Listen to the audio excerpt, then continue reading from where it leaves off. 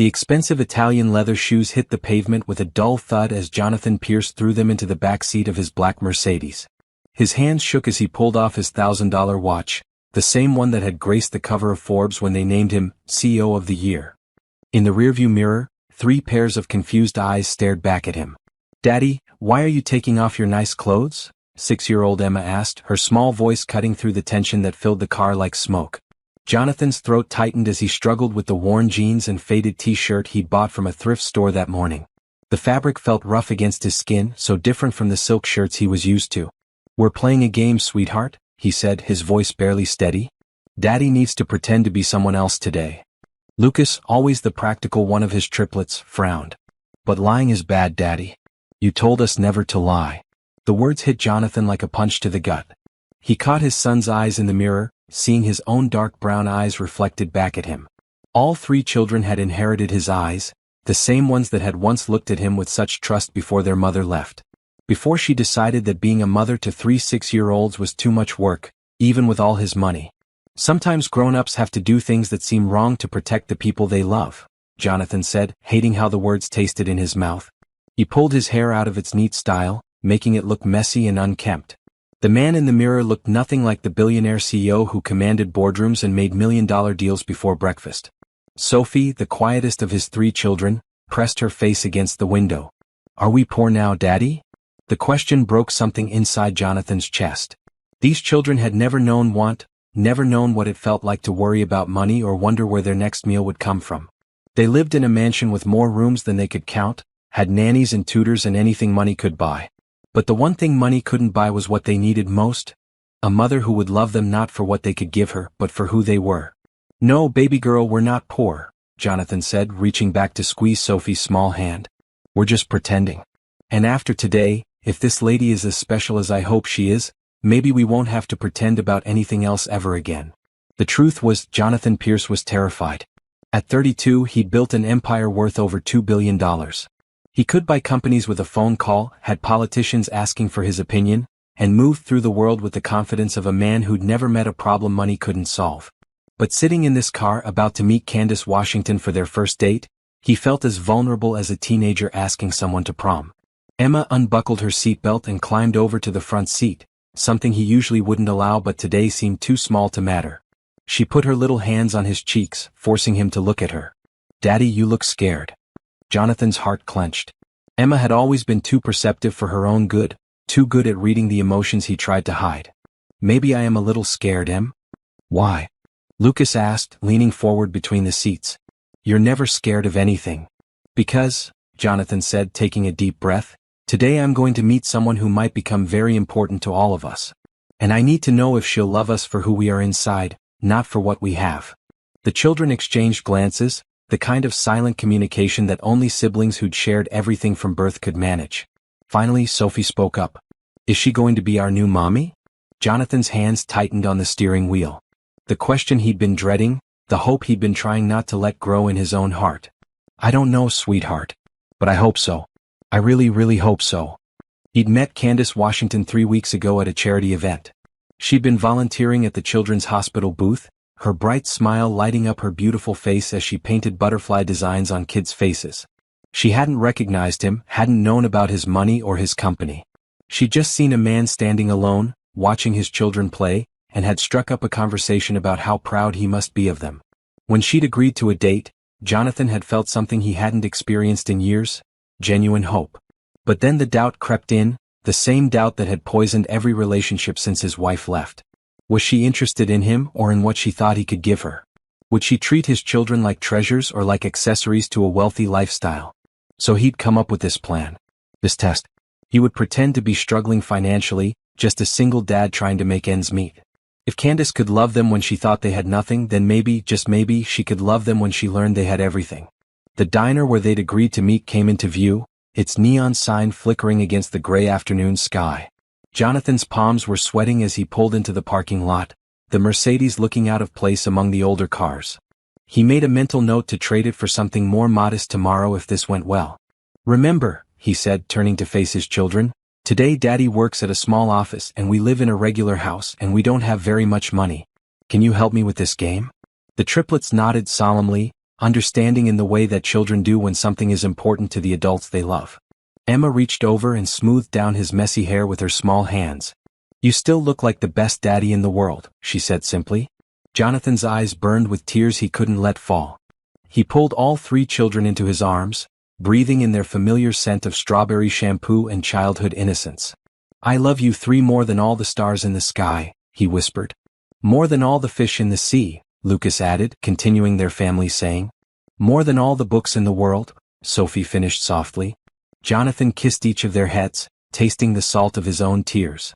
Through the diner window, he could see a woman with beautiful dark skin and kind eyes checking her watch. Candace Washington. The woman who might change everything or break his heart trying. "Okay," he said, his voice stronger now. "Let's go meet the lady who might complete our family." As they walked toward the diner, Jonathan's heart pounded with a mixture of hope and terror. Everything, his children's happiness, his own chance at love, their future as a family, depended on what happened in the next few hours. The weight of the deception sat heavy on his shoulders, but heavier still was the weight of his love for his children and his desperate hope that Candace Washington might love them back. The diner door chimed as they entered, and Jonathan's carefully constructed world of lies was about to collide with the possibility of truth. He just prayed that when the dust settled, they would all still be standing together. Candace Washington looked up from her cup of coffee as the diner door chimed, and her breath caught in her throat. The man walking in with 3 beautiful children was even more handsome than she remembered from the charity event, despite his casual clothes and nervous expression. But it wasn't his looks that made her heart skip. It was the way his children clung to him, the obvious love in their eyes as they looked up at their father. "Miss Candace?" The man approached her table, his voice uncertain. "I'm Jonathan. We met at the hospital fundraiser." "Of course." Candace stood, smoothing down her simple blue dress. She'd chosen it carefully, wanting to look nice but not overdressed for what was clearly going to be a casual meal. "And these must be the famous triplets I've heard so much about." 3 pairs of dark brown eyes stared up at her with curiosity. The little girl with pigtails stepped forward first, her confidence evident despite her shyness. "I'm Emma," she said, extending her small hand with the formality of a tiny adult. "I'm 6 years old and I like to paint pictures." Candace knelt down to Emma's level, taking the offered hand with gentle seriousness. "It's wonderful to meet you, Emma. I love painting too. What's your favorite thing to paint?" "Butterflies," Emma said, her face lighting up. "And flowers. And sometimes Daddy when he's sleeping on the couch." Jonathan's face flushed red. "Emma, remember what we talked about in the car?" But Candace was already laughing, a warm sound that seemed to ease the tension in Jonathan's shoulders. "I think painting sleeping daddies is a perfectly reasonable hobby. I bet he looks very peaceful." The second child, a boy with the same dark eyes but more serious expression, stepped closer. "I'm Lucas. I play soccer and I read chapter books all by myself." "Wow, chapter books," Candace said, impressed. "What's your favorite book right now?" "I'm reading about a boy who finds a dragon egg," Lucas said, his excitement overcoming his initial reserve. "The dragon is really little at first but then it gets huge and can fly and breathe fire and everything." "That sounds amazing," Candace said. "I'd love to hear more about it later." The third child, a girl with softer features and quieter energy, hung back behind her father's legs.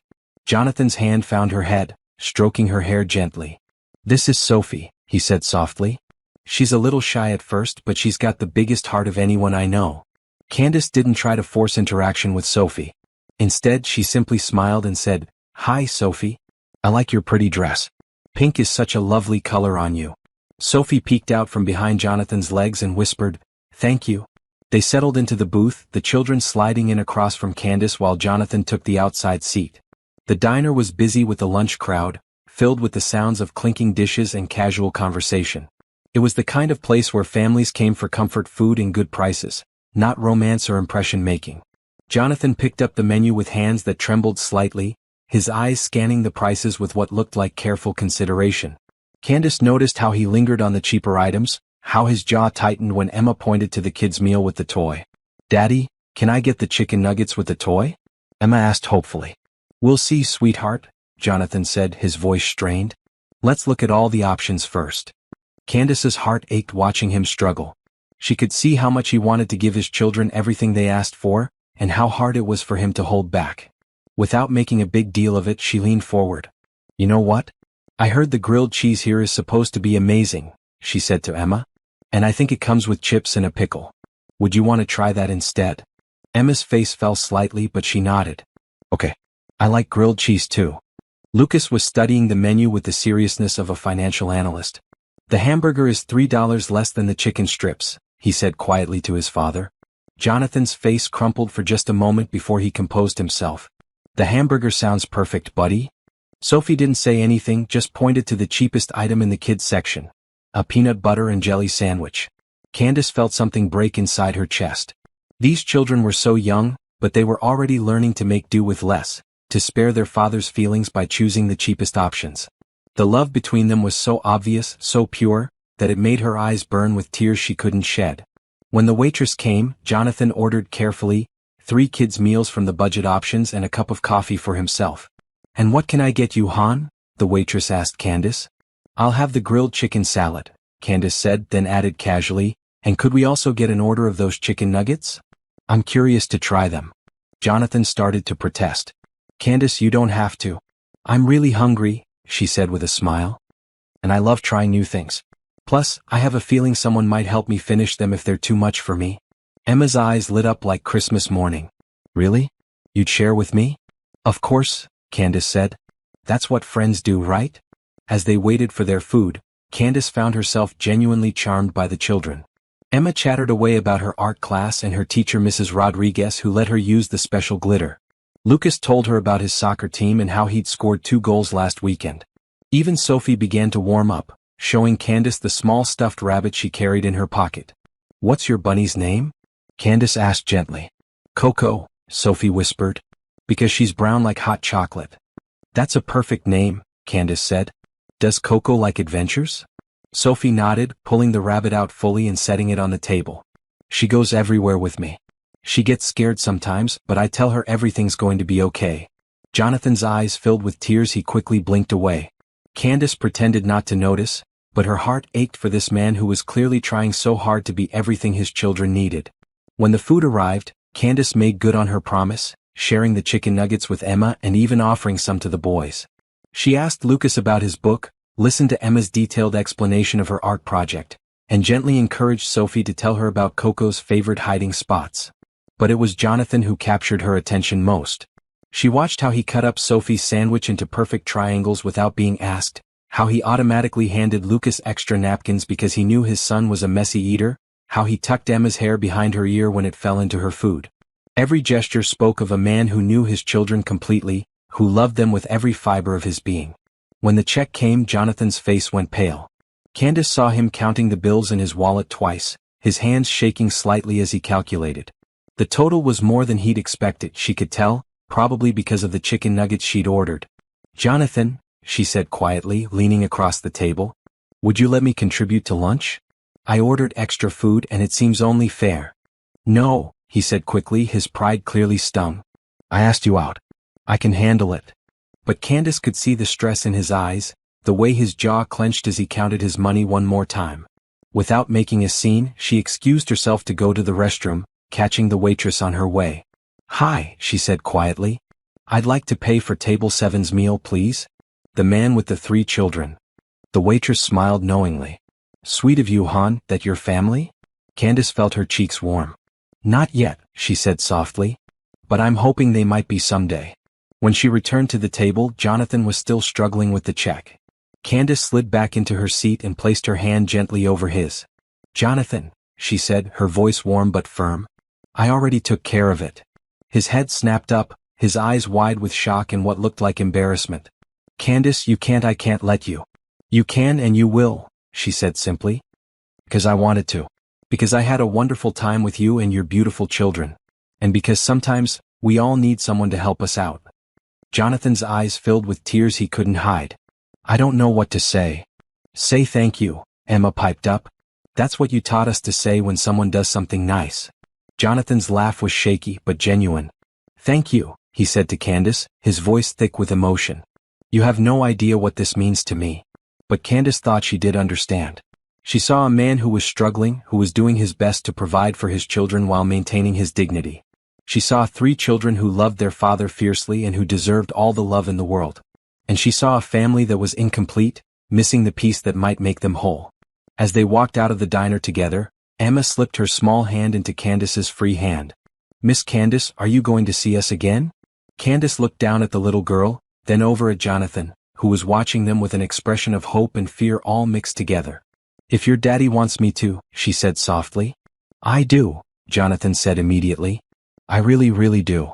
And as they stood there in the parking lot, 3 children between them and the promise of something beautiful just beginning, Candace felt her heart expand in a way she'd never experienced before. These weren't just any children. They were Jonathan's children, and already she could feel herself falling in love with all 4 of them. "How about the park tomorrow?" she suggested.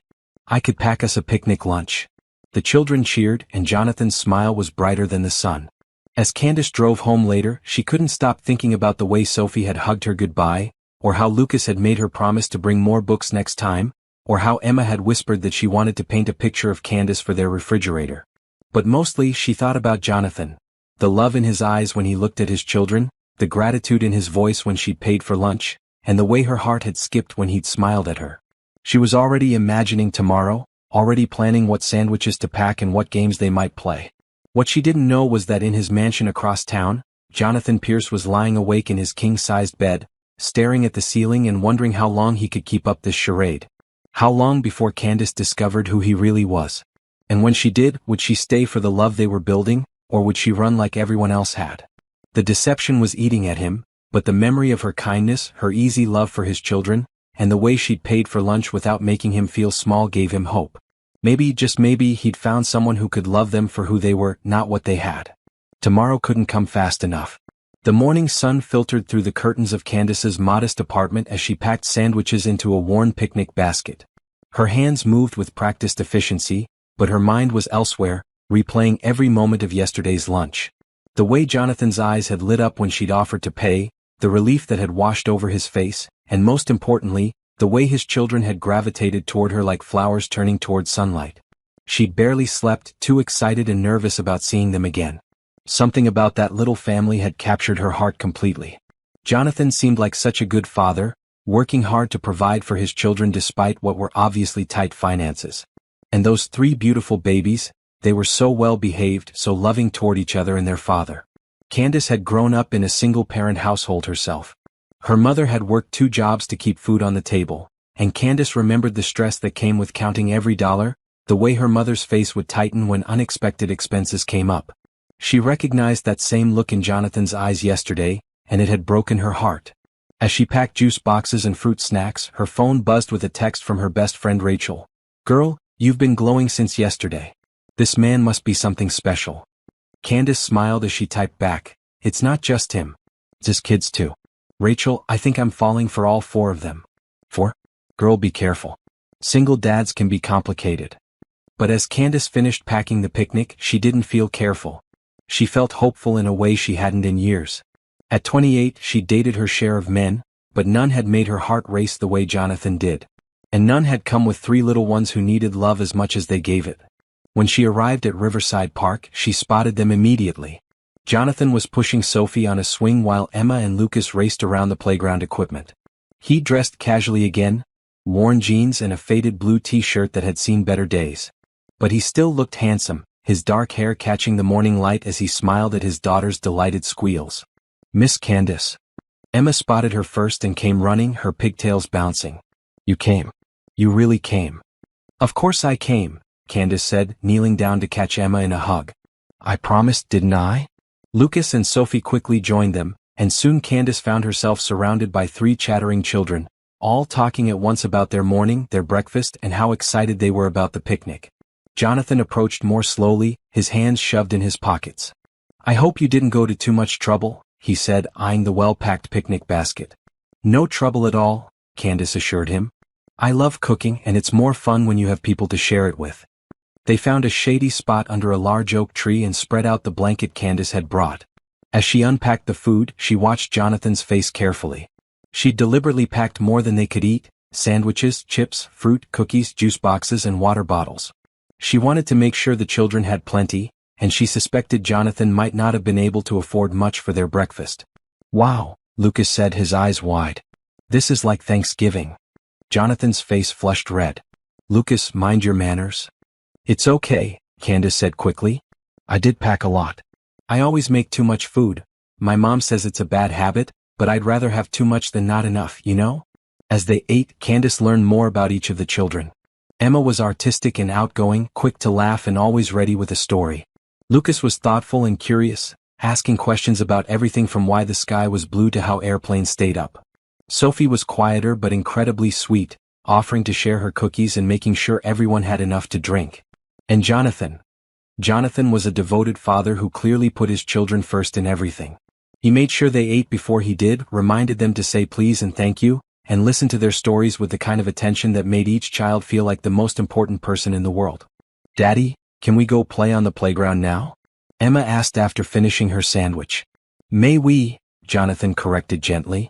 And yes, you may. But stay where I can see you. As the children ran off toward the swings, Jonathan and Candace found themselves alone for the first time. He seemed nervous, fidgeting with his napkin and avoiding her eyes. They're wonderful children, Candace said softly. You should be so proud. Jonathan's face lit up with pure love. They're everything to me, he said. I never knew I could love anyone as much as I love them. Their mother must have been someone special to help create such beautiful kids, Candace said carefully, not wanting to pry but curious about the woman who wasn't in the picture. Jonathan's expression darkened. She left when they were 2, he said simply. Decided being a mother was too hard. Candace's heart ached for him, for all of them. I'm sorry.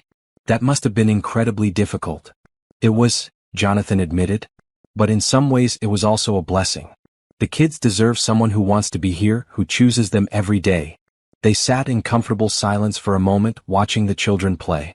Emma was trying to teach Sophie how to pump her legs on the swing, while Lucas had discovered a small turtle near the pond and was crouched down studying it with intense concentration. Can I ask you something? Jonathan said suddenly, his voice hesitant. Of course. Yesterday when you paid for lunch. He stopped, struggling for words. You didn't have to do that. And you did it in a way that didn't make me feel small. How did you know to do that? Candace felt her throat tighten with emotion. My mom raised me alone, she said quietly. I remember what it was like to count every dollar, to have to choose between things we needed. I remember the look on her face when people offered to help in ways that made her feel like a charity case. But I also remember the people who helped in ways that let her keep her dignity. Jonathan's eyes filled with tears. It's been so hard, he whispered.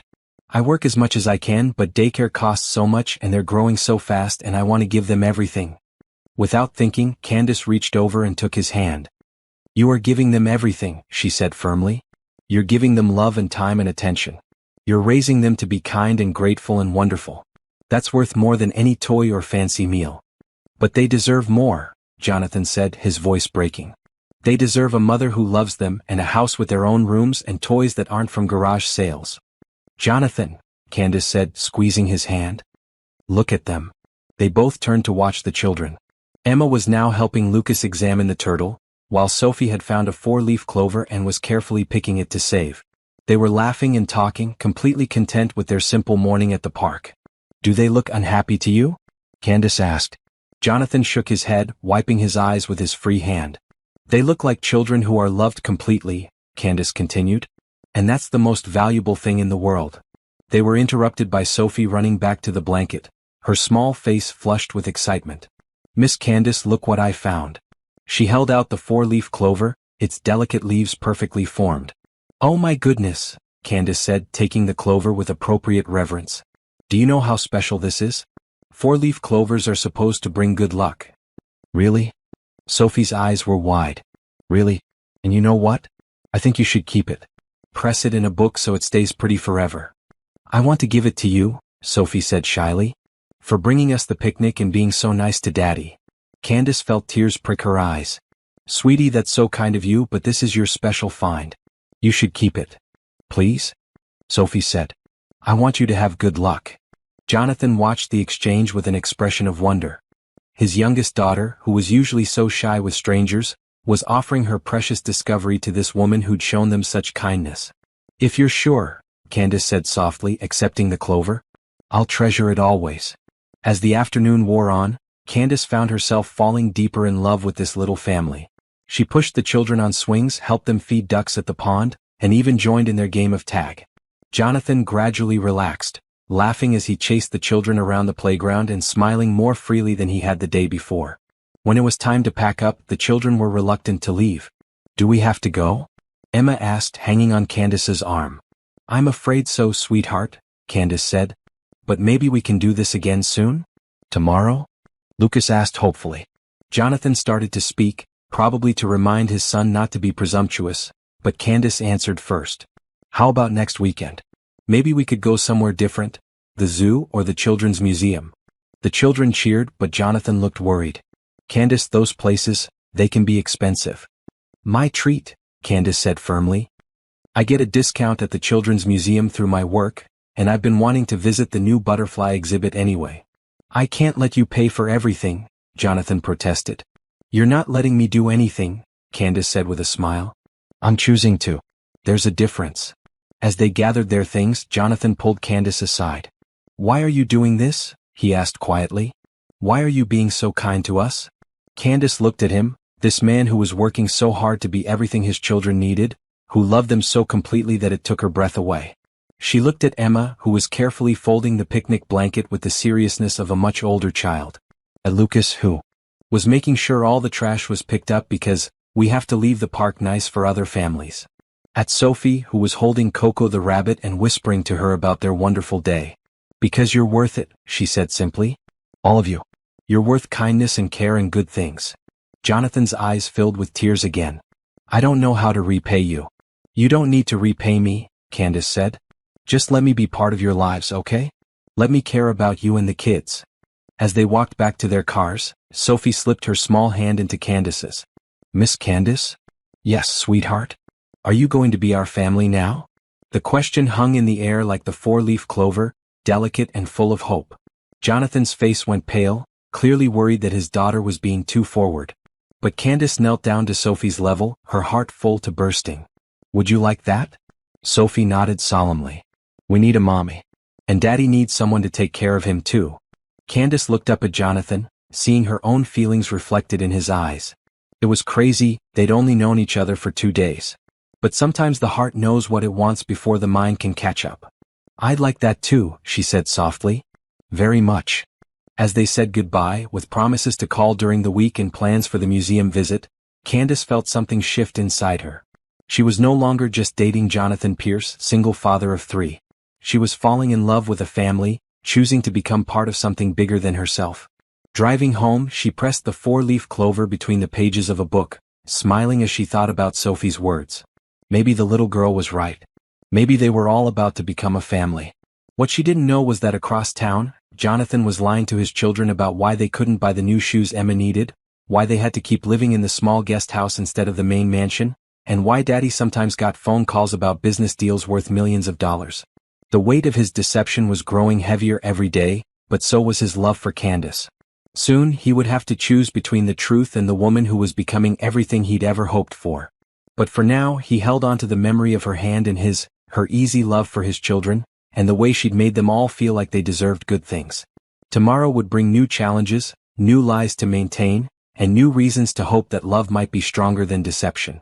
But tonight, for the first time in years, Jonathan Pierce fell asleep with a smile on his face, dreaming of butterfly gardens and four-leaf clovers and a woman who might just be the missing piece of their family puzzle. The following Tuesday evening, Candace found herself standing outside a small apartment complex on Maple Street, a container of homemade chocolate chip cookies in her hands. Jonathan had mentioned in passing that Emma had been sad about missing art class because of a doctor's appointment, and Candace couldn't stop thinking about the little girl's disappointed face.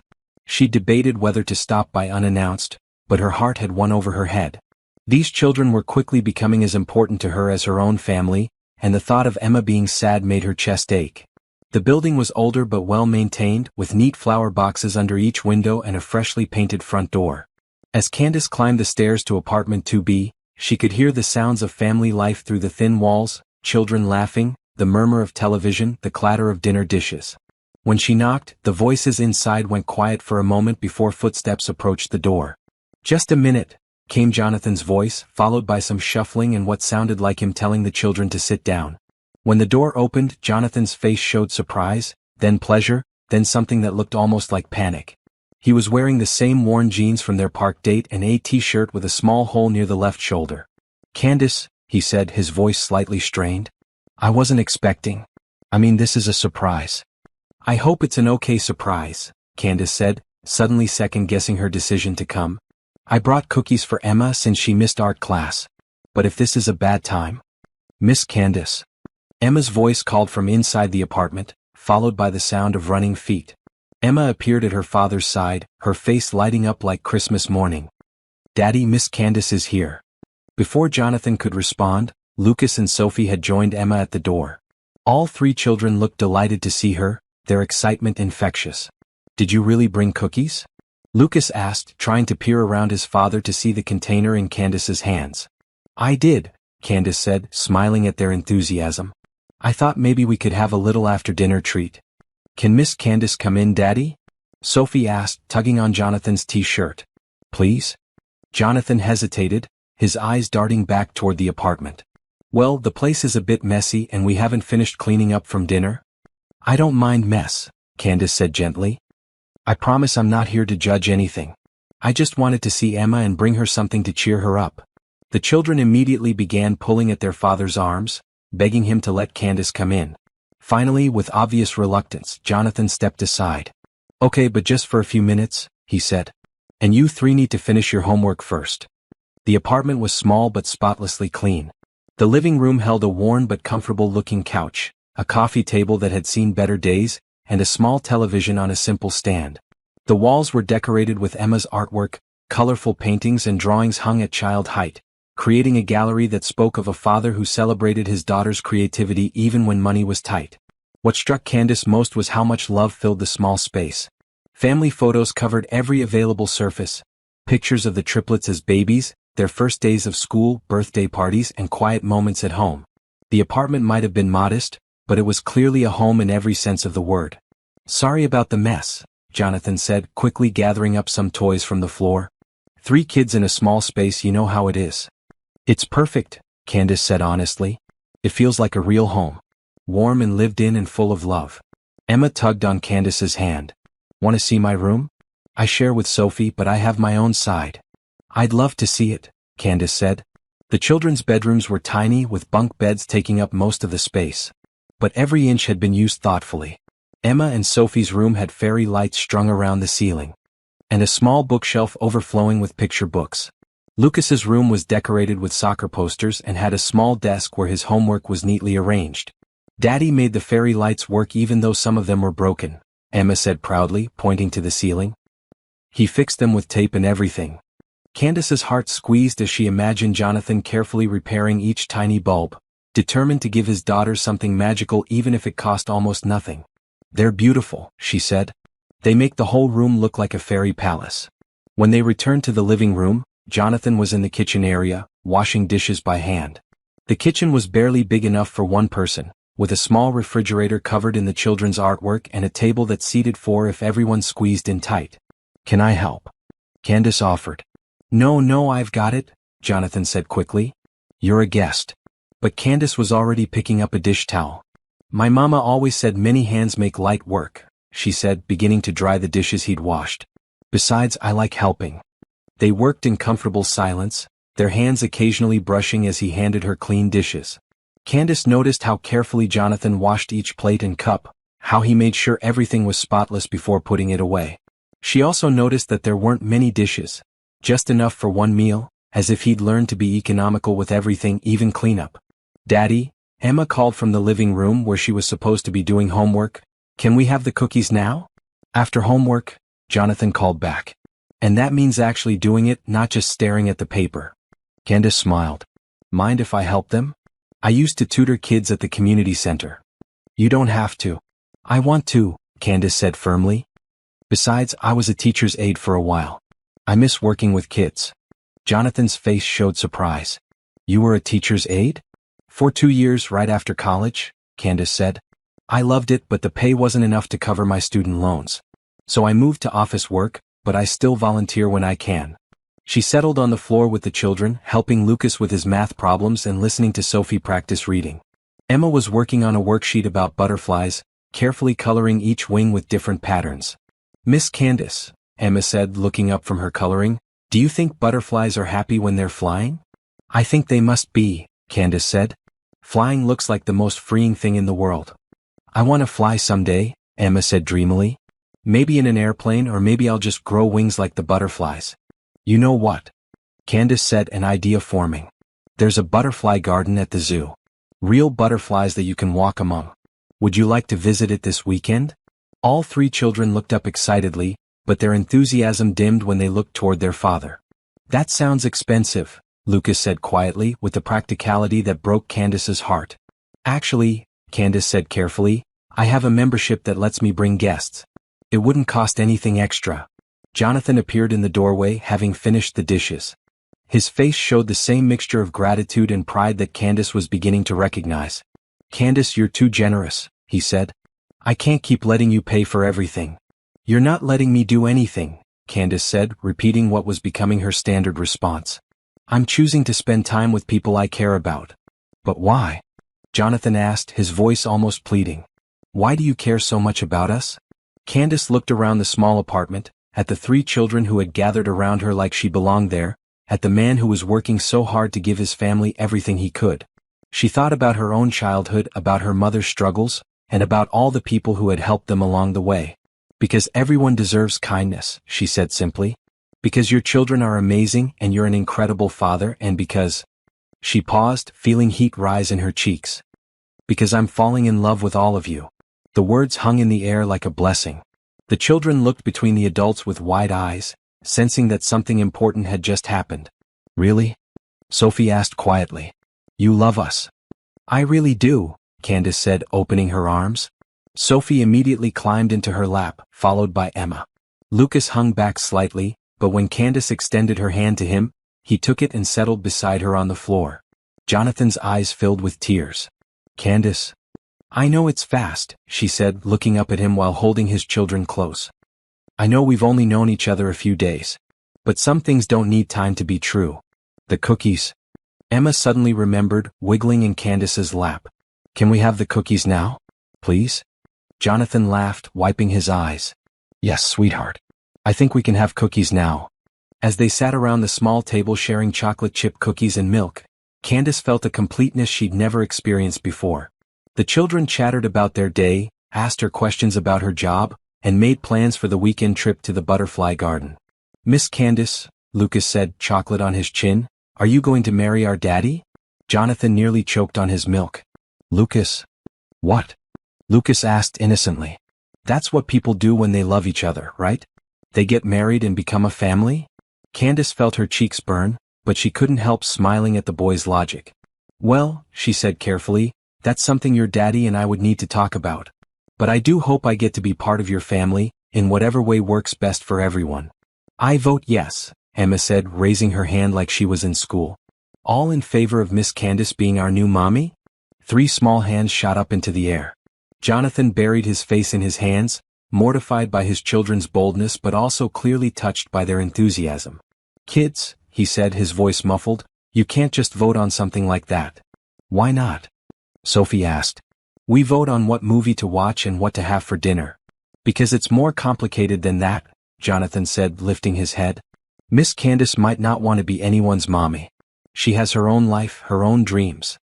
Actually, Candace said softly, being a mother has always been one of my biggest dreams. I just never found the right person to build that dream with. Jonathan's eyes met hers across the small table, and in that moment, Candace saw a future she'd never dared to imagine. Late-night feedings and soccer games and art projects. Bedtime stories and family vacations and quiet moments after the children were asleep.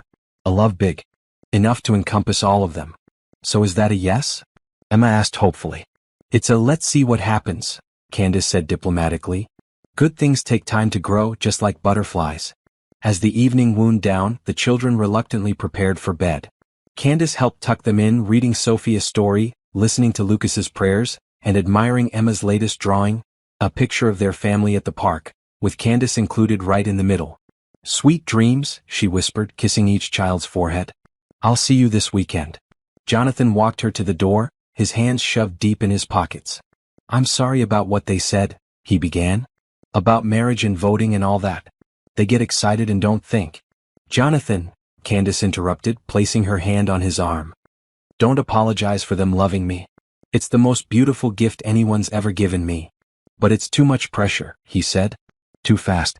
You shouldn't feel like you have to. Candace silenced him by standing on her tiptoes and pressing her lips to his. The kiss was soft and sweet, full of promise and possibility. When they broke apart, Jonathan's eyes were wide with wonder. I don't feel pressured, she whispered. I feel lucky. Lucky to have found you, lucky to love your children, lucky to be standing here in your doorway wishing I didn't have to leave. I'm the lucky one, Jonathan said, his voice rough with emotion. I never dreamed that someone like you could want someone like me. Someone like you? Candace repeated. You mean someone who works hard and loves his children and makes sure they feel safe and valued every single day? Someone who fixes fairy lights and hangs up every piece of artwork and reads bedtime stories? Jonathan, you're everything any woman could want. As she drove home, Candace's heart was so full it felt like it might burst. She was already planning their weekend trip, already imagining the children's faces when they saw real butterflies up close. She was thinking about the small apartment that somehow held more love than mansions she'd visited, and about the man who was raising 3 incredible children with nothing but devotion and determination. What she didn't know was that back in the apartment, Jonathan was lying awake staring at the ceiling, his heart breaking with the weight of his deception. Every word of love she'd spoken, every gentle touch, every moment of kindness felt like another stone in the wall of lies he was building between them. Tomorrow he would have to go back to his real life. The board meetings and business deals, the mansion and the staff, the world of wealth and privilege that his children didn't even know existed. He would have to pretend to be poor while managing a multi-billion-dollar empire, all while falling deeper in love with a woman who deserved so much better than lies. But tonight, with the taste of her kiss still on his lips and the memory of her loving his children like they were her own, Jonathan allowed himself to dream. To imagine a future where the truth didn't matter, where love was enough to overcome anything, and where Candace Washington might actually want to become Candace Pierce. The butterfly garden couldn't come soon enough. But neither could the moment when his carefully constructed world would come crashing down, and he would have to choose between his deception and the love of his life.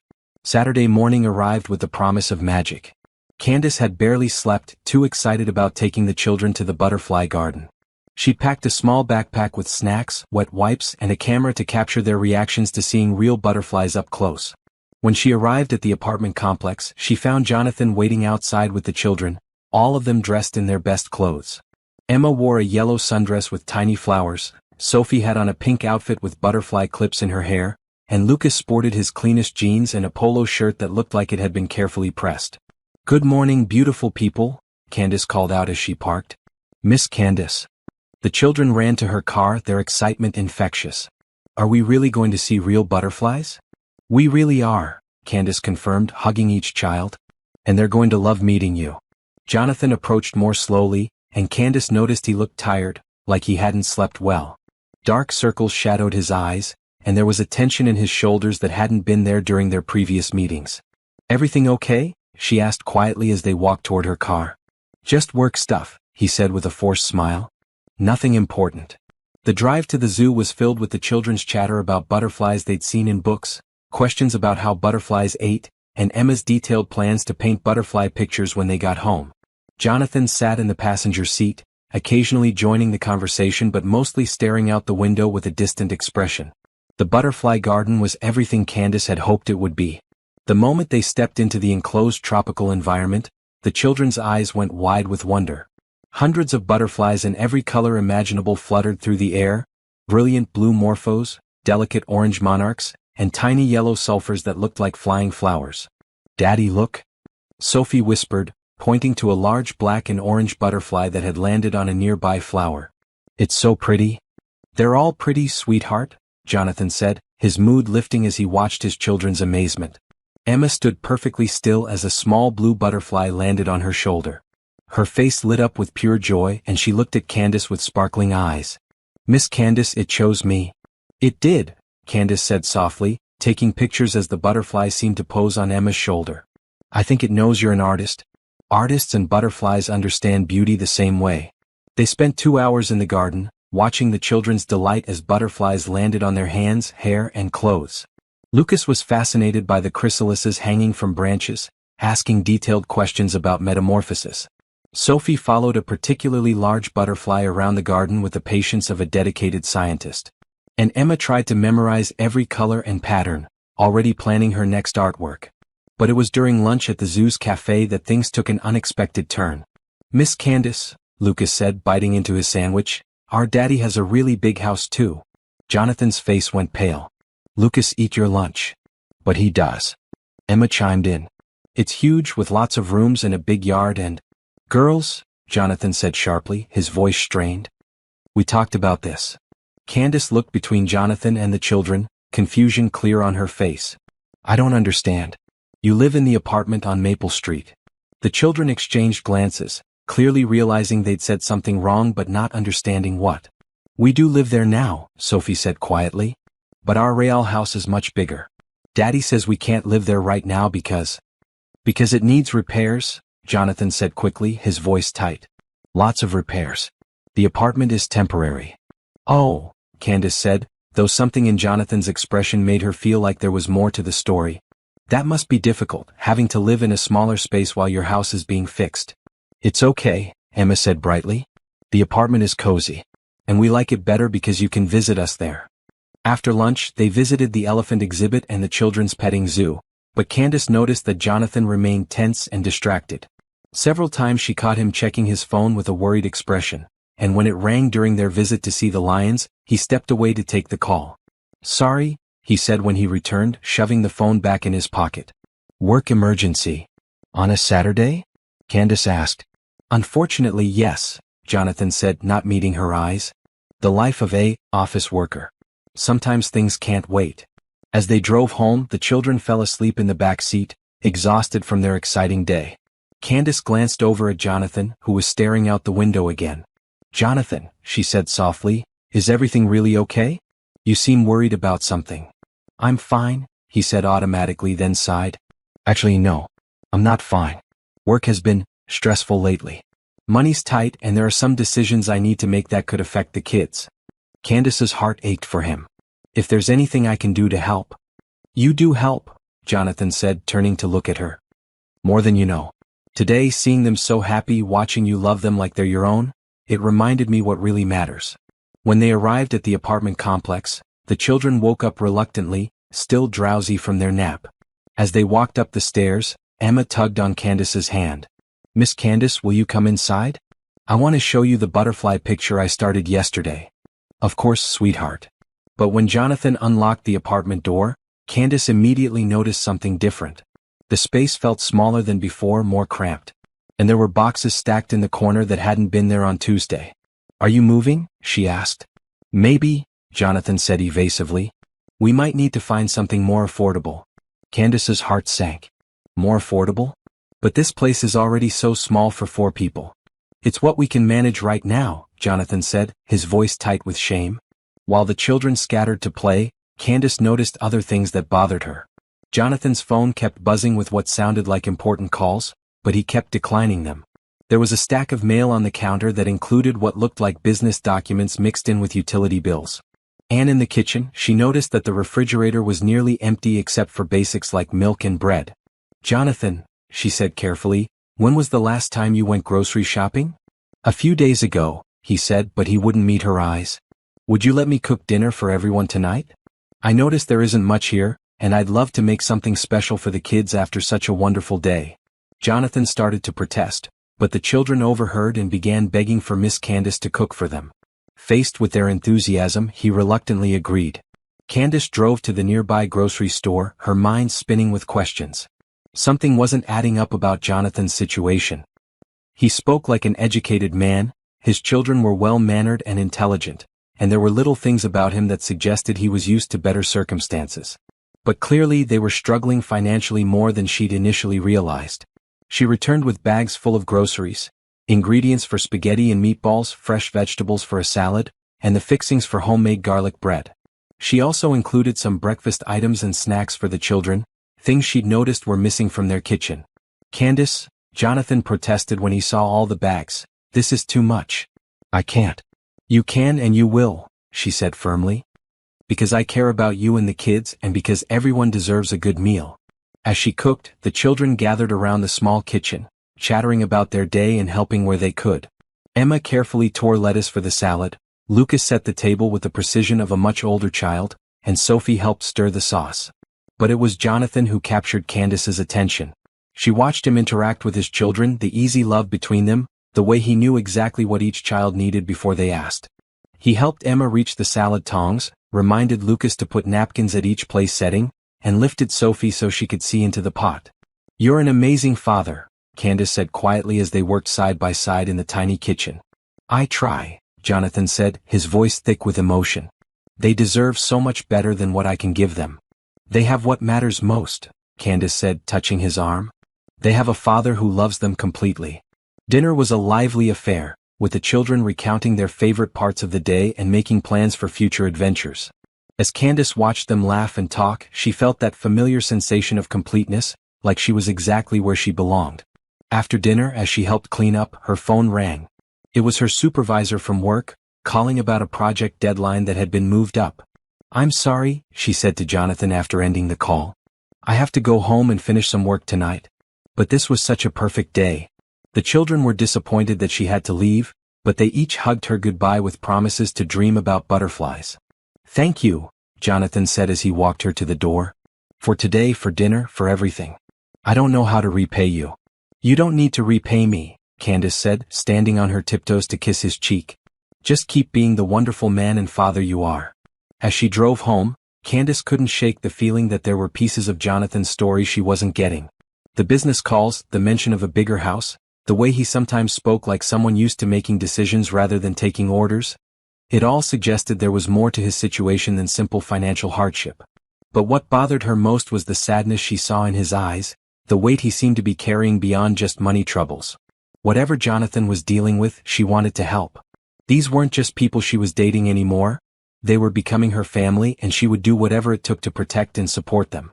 What she didn't know was that across town, in a mansion that could have housed 20 families the size of Jonathan's, the real story was far more complicated than anything she could have imagined.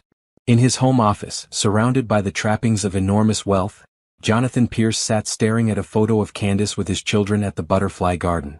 The weight of his deception was becoming unbearable. Every moment of her kindness, every gentle touch, every word of love felt like another lie piled on top of the foundation of deceit he'd built. She was falling in love with a man who didn't exist, and his children were growing attached to a woman who might run the moment she learned the truth. But as he looked at the photo, at Emma's joy, at Lucas's wonder, at Sophie's quiet happiness, and at Candace's radiant smile as she held them all close, Jonathan knew he was in too deep to stop now. He was falling in love with her too, and the thought of losing her was more terrifying than the thought of continuing the lie. Tomorrow would bring new challenges, new opportunities for the truth to slip out, and new reasons to both hope and fear for the future.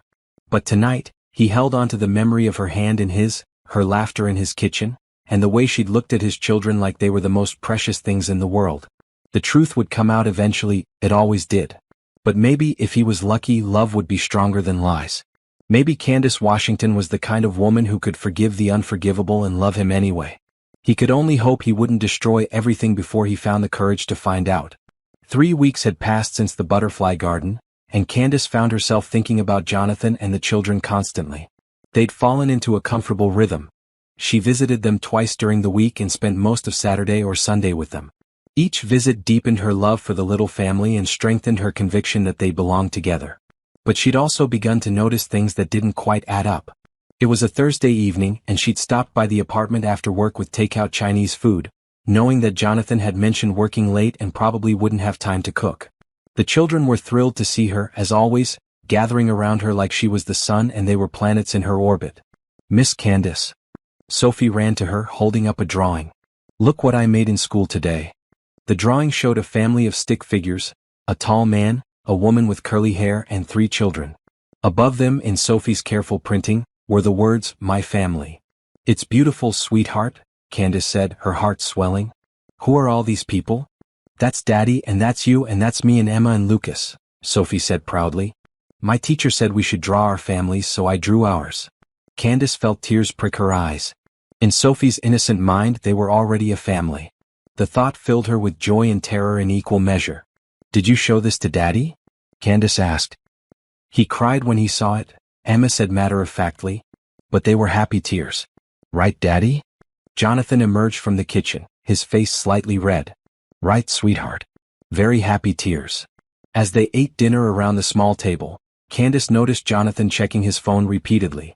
Each time it buzzed, his face grew more tense. "Everything okay at work?" she asked quietly. "Just busy," he said, but his jaw was tight with stress. "There's a big project coming up that could change everything." "Change everything how?" Jonathan's eyes met hers across the table, and she saw fear there, mixed with something that looked almost like guilt. "I can't really talk about it right now. But it might mean some big decisions for me and the kids." After dinner, while the children were absorbed in a puzzle, Candace helped Jonathan clean up. She noticed that his hands were shaking slightly as he washed the dishes. "Jonathan," she said softly, "you know you can talk to me about anything, right? Whatever's going on at work, whatever decisions you're facing, I want to help."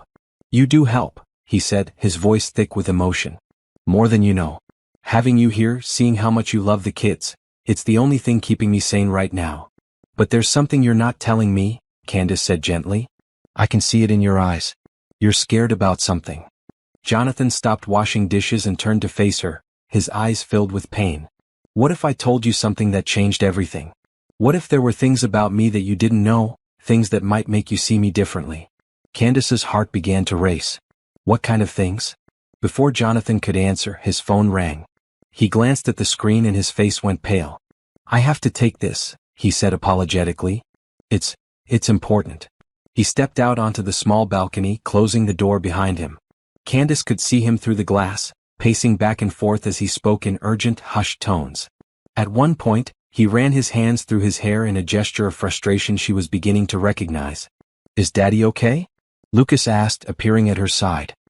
"He's just stressed about work, honey," Candace said, though she was wondering the same thing. "He's been getting lots of important phone calls lately," Emma added, joining them at the window. "He always talks really quiet and uses big words I don't understand." Candace frowned. The man on the phone didn't sound like the struggling office worker Jonathan claimed to be. His posture was different, more authoritative, more commanding. And even through the glass, she could catch fragments of words that sounded more like business negotiations than typical office discussions. When Jonathan returned, his face was grim. "Bad news?" Candace asked. "Complicated news," he said evasively. "Listen, I hate to cut this short, but I need to handle some things tonight. After the kids go to bed." "Of course," Candace said, though something in his demeanor worried her. "Do you want me to stay until they're asleep? Help with bedtime?" Relief flooded Jonathan's face. "Would you? That would be amazing." Bedtime with the children had become one of Candace's favorite parts of visiting. She read Sophie a story about a brave little mouse, helped Lucas organize his book collection, and listened to Emma's detailed plans for her next art project. "Miss Candace?" Emma said as Candace tucked her into the bottom bunk she shared with Sophie. "Are you going to marry our daddy?" It was becoming a regular question, one that made Candace's heart race every time. "Would you like that?" she asked, sitting on the edge of the bed. "More than anything," Emma said seriously. "We prayed about it and Sophie found another 4-leaf clover, and Lucas has been really good at soccer, so we think it means you're supposed to be our mommy." Candace's throat tightened with emotion. "You prayed about it?" "Every night," Sophie whispered from the top bunk. "We ask for God to help Daddy not be so sad anymore, and to let you stay with us forever." "Daddy's sad?" Candace asked, concerned. "Sometimes," Lucas said from the doorway of his room. "He thinks we don't notice, but we do.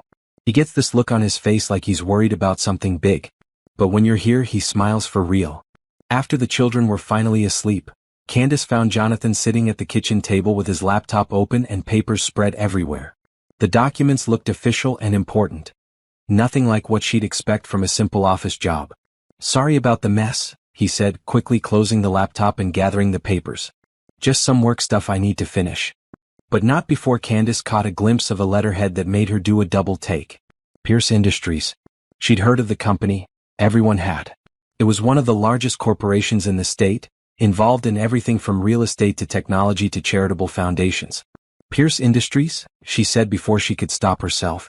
Jonathan froze, his hands full of papers. "What?" "I saw the letterhead. Do you work for Pierce Industries?" Yes, he said carefully.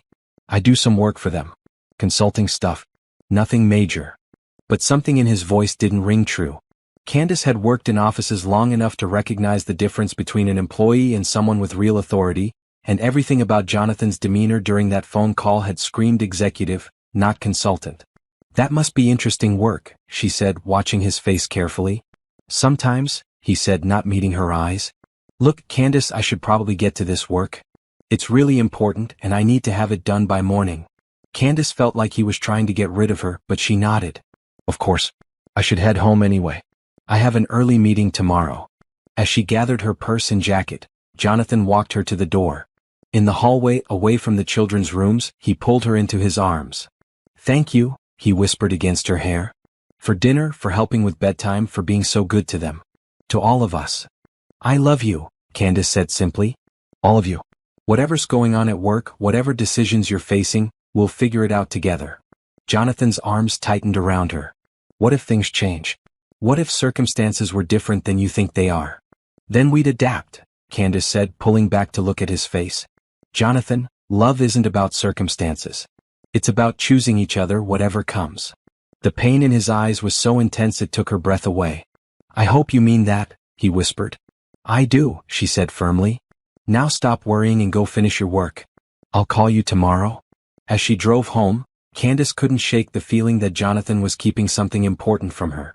The Pierce Industries connection bothered her, not because there was anything wrong with the company, but because his reaction to her noticing it had been so strange. When she got home, she did something she'd never done before. She looked up Pierce Industries online. The company's website was impressive, showcasing a business empire worth billions. The CEO was a man named Jonathan Pierce, and when Candace clicked on his photo, her heart stopped. It was her Jonathan. Her struggling single father who worried about grocery money and lived in a tiny apartment. But in this photo, he wore an expensive suit, stood in a luxurious office, and had the confident bearing of a man who commanded empires. Candace stared at the screen, her mind racing.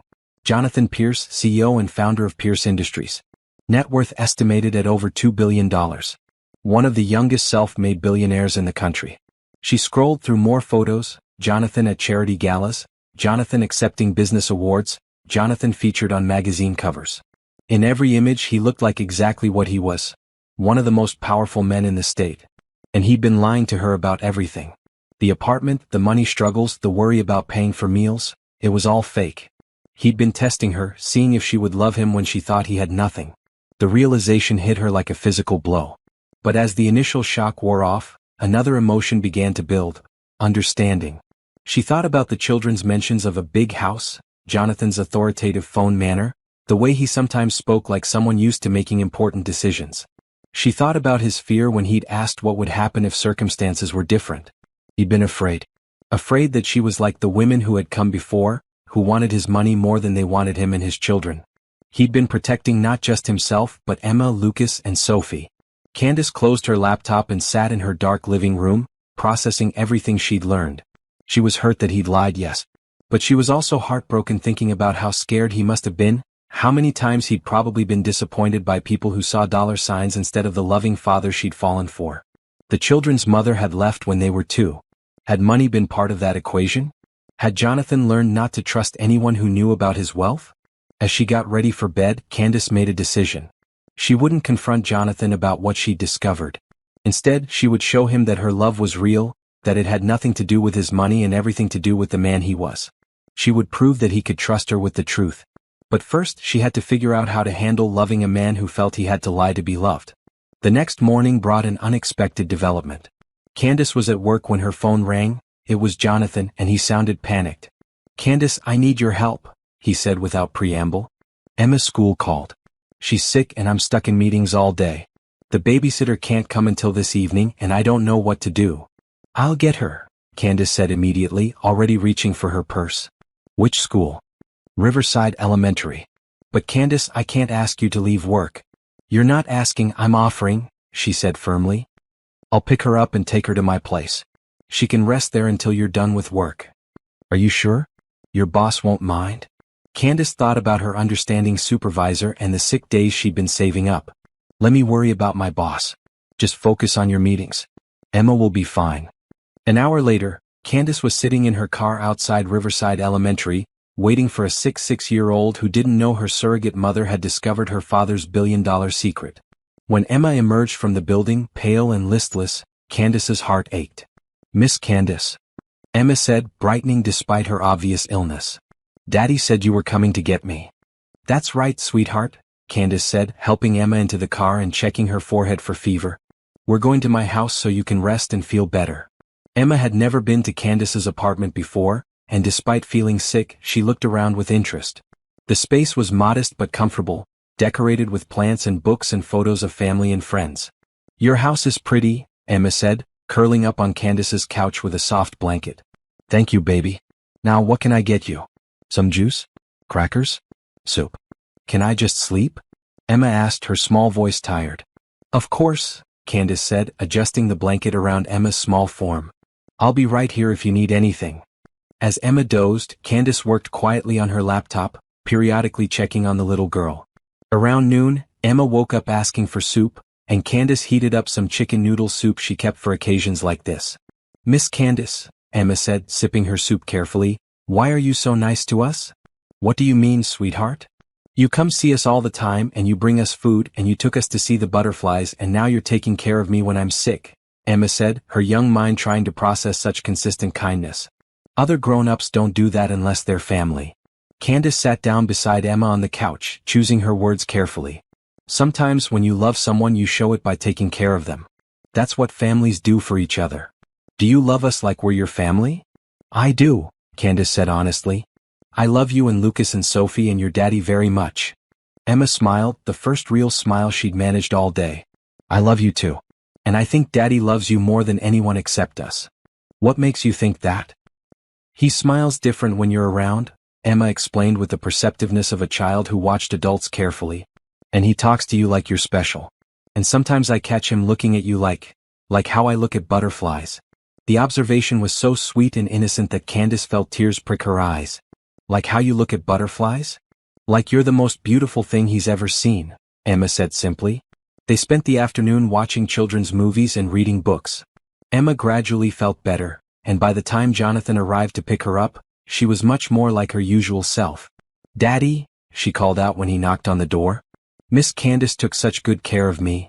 Jonathan looked harried and worried, his tie loosened and his hair slightly messy from what must have been a stressful day of meetings. When he saw Emma looking better, relief flooded his face. Thank you, he said to Candace, his voice thick with emotion. I don't know what I would have done without you. You don't have to thank me, Candace said, ruffling Emma's hair. This is what people do for family. The word family hung in the air between them, loaded with meaning and possibility. Jonathan's eyes met hers, and in that moment, Candace saw the man she'd fallen in love with, not the billionaire CEO, but the father who had rushed away from important meetings because his daughter needed him. How was your day? She asked. You look exhausted.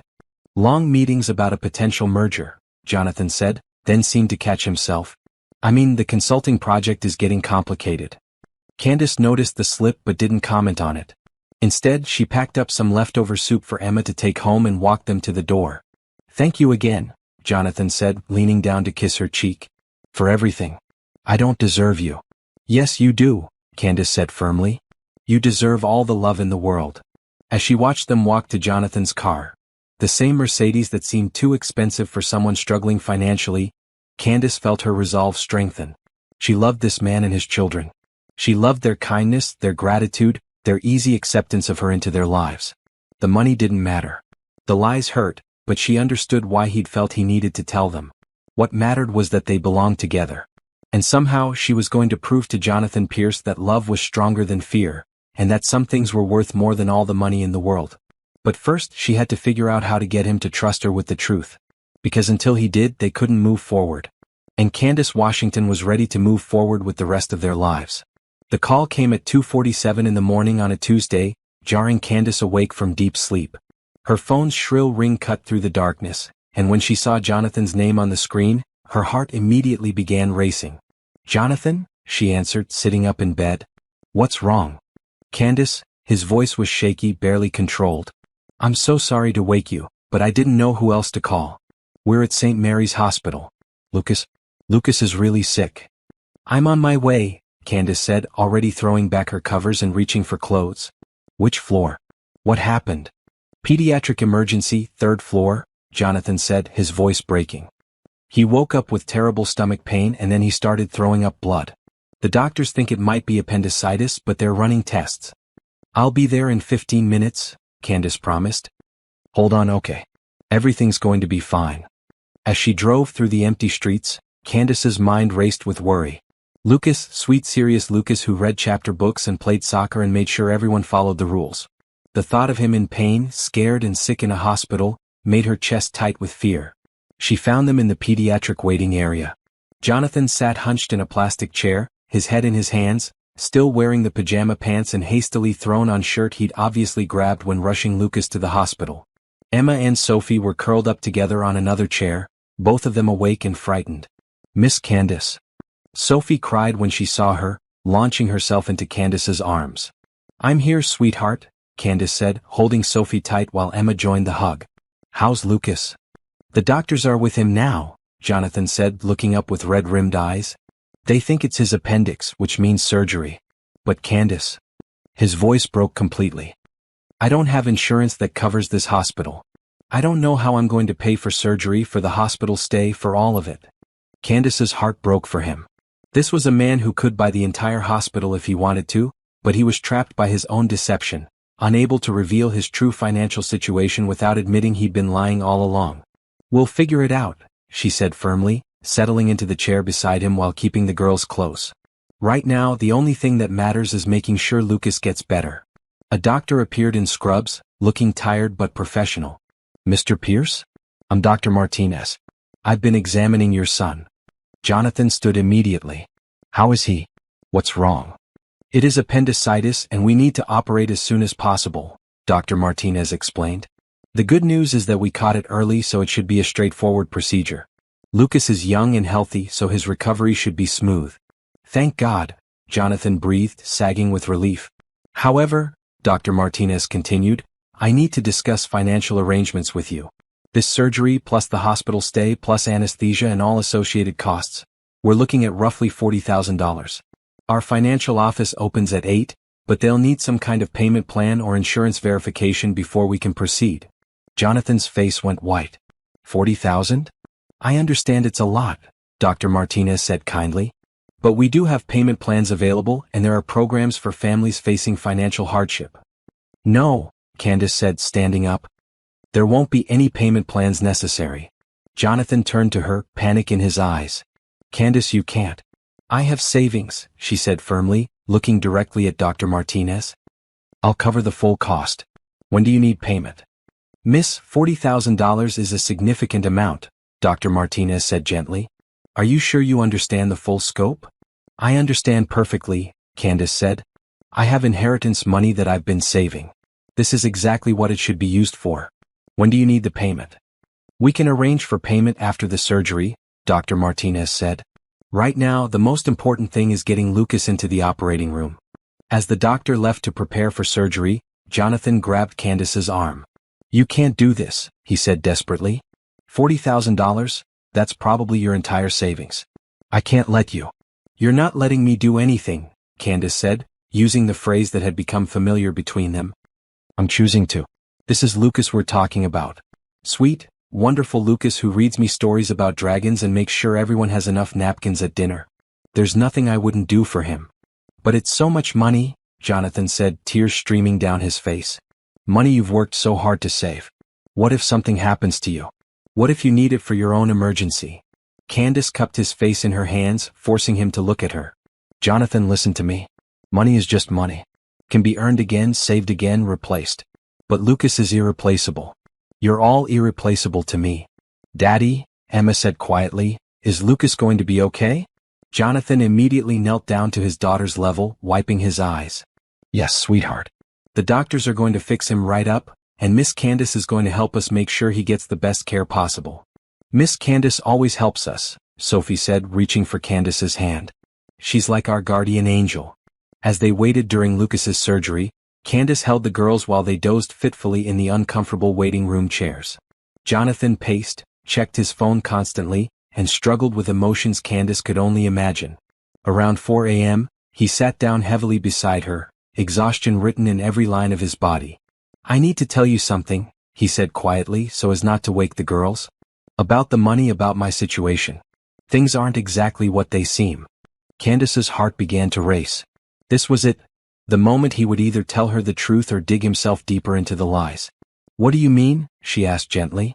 Jonathan was quiet for so long that Candace thought he might have changed his mind. Finally he spoke. "I'm not just some office worker struggling to make ends meet," he said, his voice barely above a whisper. "I have money. Enough money to pay for this surgery 100 times over. Enough money to give my children anything they could ever want." "Then why?" "Because I was scared," Jonathan interrupted. "Because the last woman I trusted with the truth about my financial situation left the moment she realized being a mother to 3 children was actual work, not just playing dress up with rich man's kids. Because I needed to know that you loved us for who we are, not what we have." Candace was quiet, processing his words. She thought about all the times she'd insisted on paying, all his careful counting of money he didn't actually need to count, all the worry about expenses that weren't really expenses for him. So the apartment, the struggling to pay for meals, all of it, that was fake? "Not fake exactly," Jonathan said miserably. "I do live in that apartment sometimes when I need to be close to the city for work.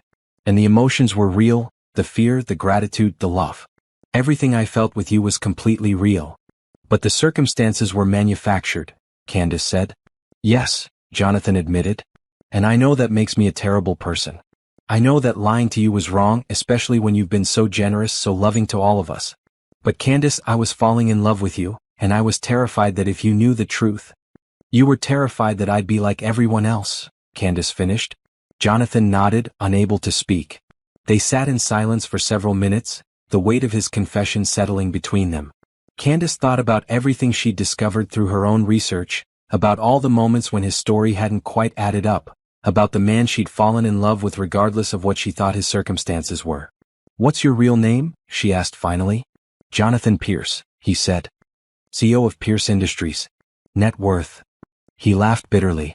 "Let's just say $40,000 is what I spend on shoes in a year. And the children? Are my whole world," Jonathan said fiercely.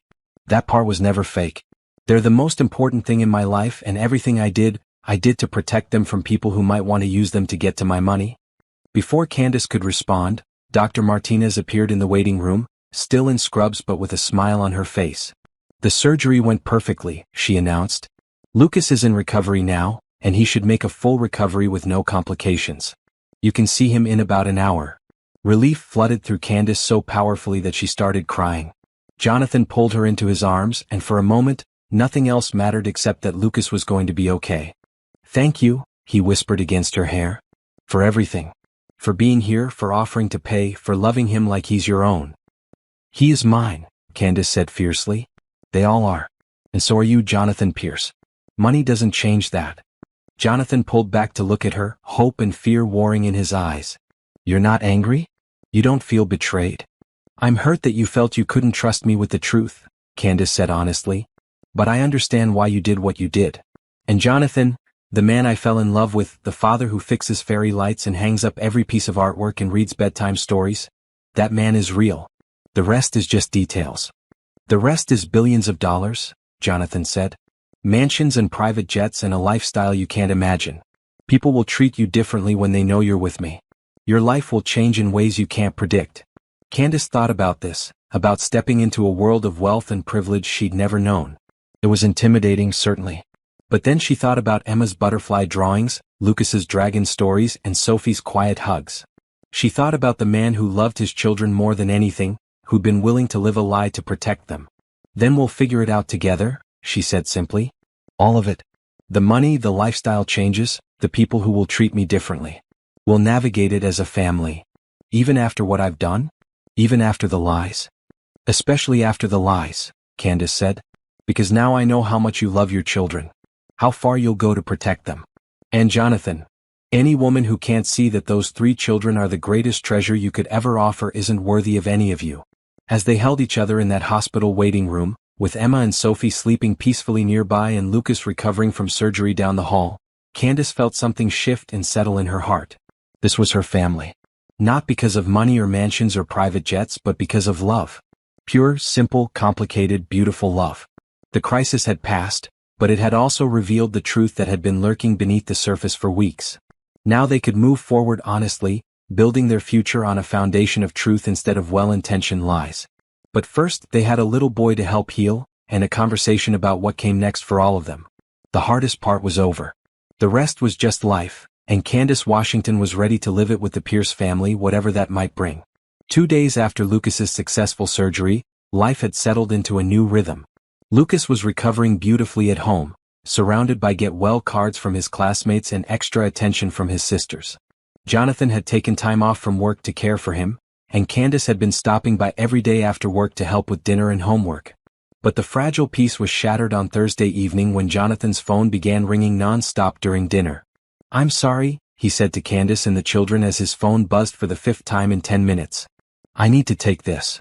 He stepped into the hallway, and through the thin walls, they could hear his voice rising in frustration.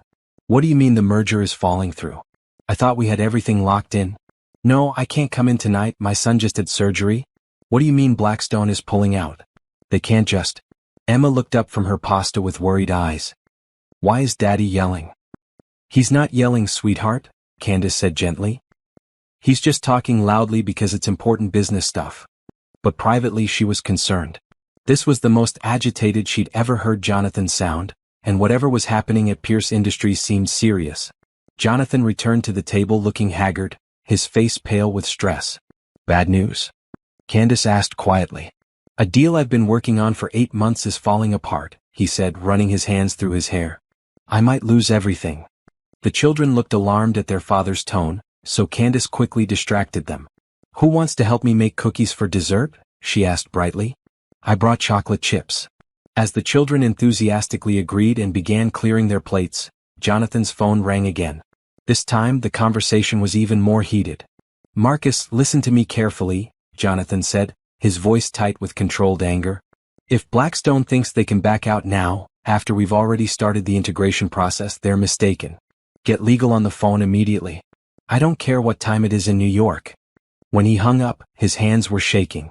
"Jonathan," Candace said softly, having settled the children in the living room with a movie. "What's really going on?" "The merger I've been negotiating, it's worth $3 billion, he said, slumping in his chair.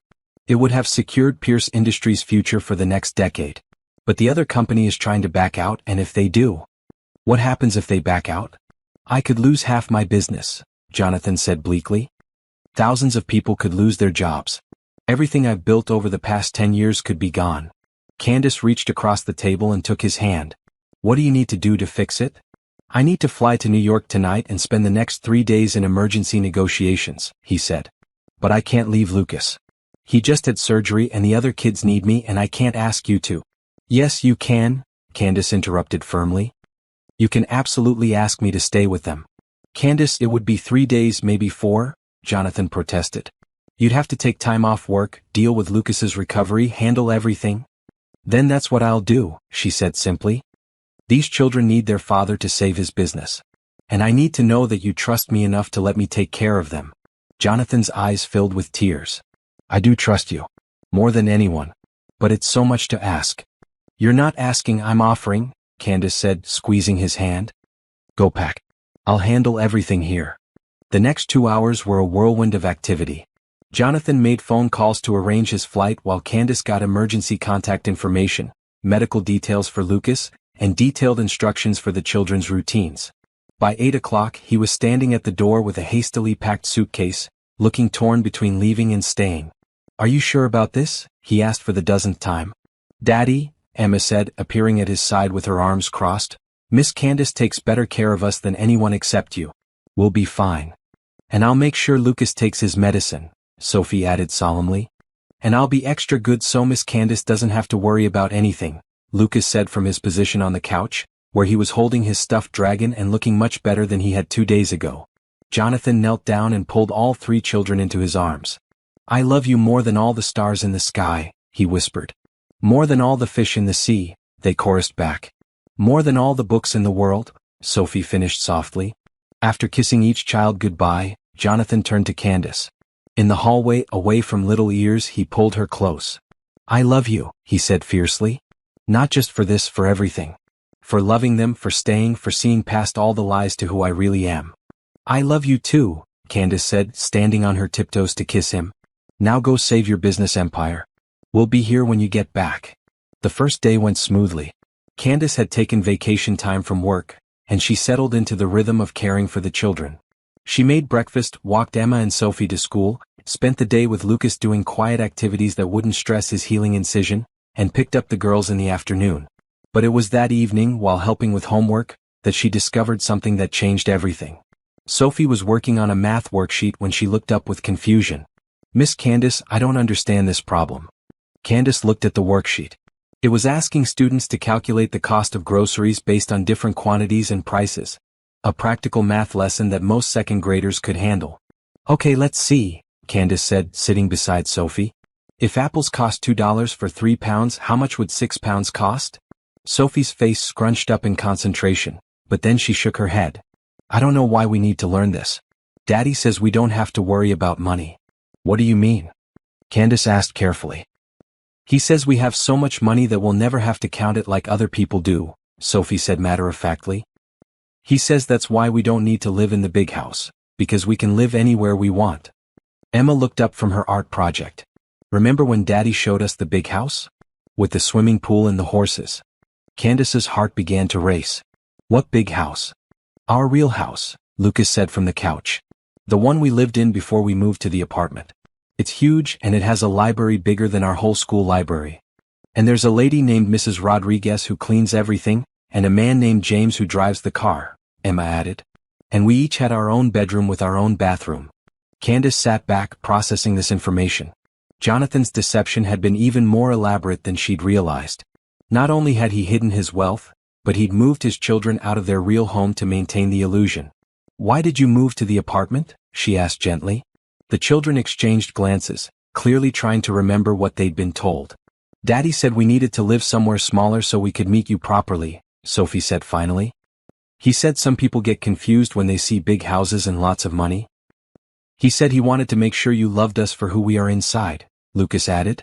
"Like the dragon in my book, he had to hide his magic until he found people who would love him for his heart, not his power." Candace felt her throat tighten with emotion. Even in his deception, Jonathan had been trying to teach his children about authentic love and relationships. "Do you miss the big house?" she asked. "Sometimes," Emma admitted. "I miss my art room. And the garden where I could pick flowers. But we like living here too," Sophie said quickly. "Because you can visit us here and everything feels cozy. And Daddy is happier here," Lucas observed. "Even when he's worried about work stuff." That night, after the children were asleep, Candace sat alone in the small apartment, thinking about everything she'd learned. The extent of Jonathan's deception was staggering. He'd completely upended his children's lives to test whether she could love them without money. But what struck her most was the children's easy acceptance of both lifestyles. They weren't spoiled or demanding despite growing up with enormous wealth. They were grateful for small kindnesses, helpful with chores, and more concerned about their father's happiness than their own comfort. Jonathan had raised them well, regardless of his circumstances. And clearly they missed their real home. Her phone rang just after 10. Jonathan calling from New York. "How's everything?" he asked immediately. "How's Lucas feeling? Are the girls okay?" "Everyone's fine," Candace assured him. "Lucas is healing beautifully and the girls were angels today." "How are the negotiations going?" "Brutal," Jonathan admitted. "We're making progress, but it's going to take longer than I thought. Maybe 5 days instead of 3. "That's fine," Candace said. "We're doing great here." "Candace," Jonathan's voice was thick with exhaustion and emotion. "I can't thank you enough for this. Having you there, knowing the kids are safe and loved, it's the only thing keeping me sane." "Jonathan," Candace said carefully, "the children told me about the big house today." There was silence on the other end of the line. "They miss it," she continued gently. "Especially Emma misses her art room." "God," Jonathan breathed. "I'm such an idiot. I turned their whole world upside down because I was scared of losing you." "You didn't lose me," Candace said firmly. "But maybe it's time to let them go home. Let them have their own bedrooms and their art room and their library." "What about you?" Jonathan asked quietly. "That world? It's so different from anything you know. Private schools and staff and social obligations. What if you hate it?" Candace thought about this. The world of extreme wealth was intimidating, certainly. But then she thought about Emma's wistful mention of her art room, and Sophie's practical acceptance of having so much money we don't have to count it, and Lucas's comparison to a dragon hiding his magic. "Then we'll figure it out," she said. "But Jonathan, those children shouldn't have to live in a smaller space just to make me comfortable.